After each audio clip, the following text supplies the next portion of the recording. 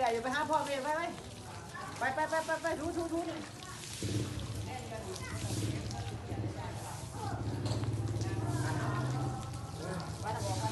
ขาดเลย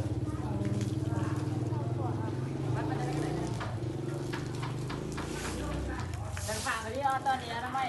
ของเฮียนเนาะตอนนี้เนาะไม่เอาเฮียนเก็บเบียร์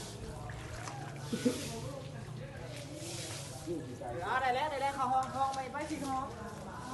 นี่นะบนนี้มันไหวดิเอาหมดหนึ่งเขาไปมาดูเขาดูอ่ะเขาไปหมดเลยเอาไปคือไทยหุ่นเนี่ยเอาไทยไหมฮะโอ้ยไม่กระบี่หรอกเนาะไทยหูหน้าโมจันนั่นบ่ตัวห้อยปัดใจอ่ะมันจะมาจ้างกับปิ้งตองแต่บ่เฮียนเขาค่อยบ้าน